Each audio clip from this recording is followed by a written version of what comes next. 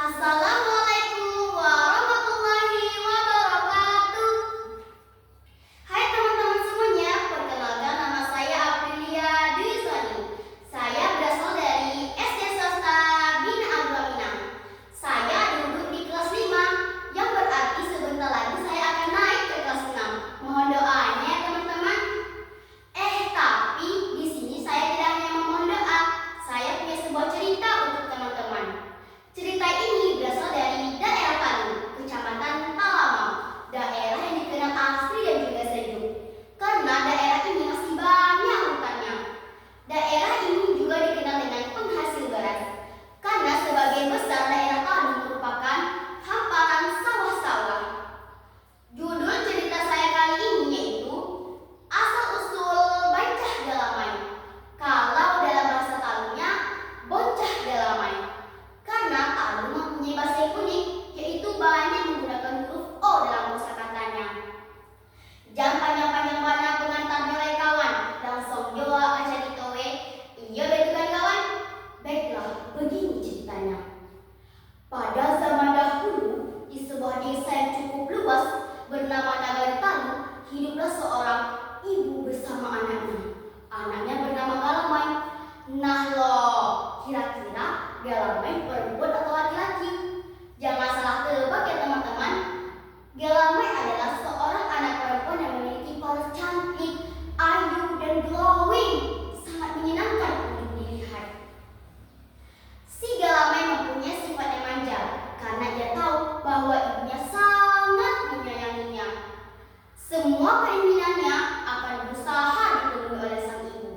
Apakah mereka orang kaya? Tidak, Galamai dan ibunya bukan orang kaya. Malah mereka bisa dikatakan dengan orang serba kekurangan. Ibu Galamai bekerja sebagai petani dan buruh di ladang orang. Sesekali ibu Galamai pergi mencari kayu bakar dan dijual untuk memenuhi kebutuhan mereka. Ketika beranjak remaja, Galamai semakin cantik rupawan. Tapi sayangnya ia jadi pemalas dan suka bersolek. Ia juga tidak mau mempedulikan atau membantu ibunya. Jika jariku yang indah ini sering kupakai untuk bekerja, tentu ia akan menjadi rusak. Biarkan saja semua itu dikerjakan oleh ibu, ujar Galamai sambil memantik badannya yang lentik. Pada suatu ketika, sawah penduduk habis dimakan hama tikus. Karena gagal panen, tidak ada satu butir padi pun yang bisa dibawa pulang. Demikian ibu Galamai. Ilalah ya Galamai, boge hawa cucu untuk doang ilaina, baawan aku makan gulai. Ibu Galamai mengeluh kepada Galamai tentang persediaan beras yang cukup untuk 2 hari. Nggak tahu tuh di daerah mana, begitu kalian tiada. Ujar Galamai yang tidak peduli dengan kesusahan ibunya. Ibunya hanya menghela napas mendengar jawaban anaknya. Ibu dengar di ibu Abu orang sudah panen. Bagaimana kalau kita ke sana untuk meminjam padi? Kata orang-orang di sana ada orang kaya yang mau membantu orang kesusahan seperti kita ini. Ucap ibu Galamai lagi. Baiklah, tapi ibu harus berjalan di belakangku. Galamai pun mengajukan syaratnya untuk pergi ke Ibu Abu. Walaupun sedih, ibu Galamai menyetujui permintaan anaknya.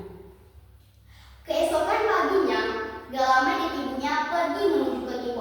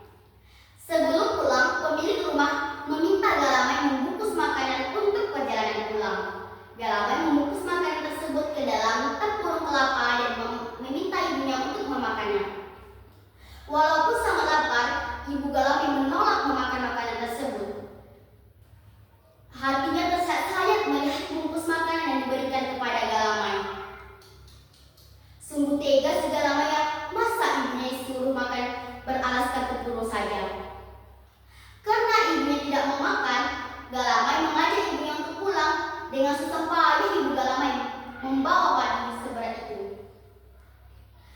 Tubuhnya sudah tua dan rentak, tentu tidak sekuat dulu lagi.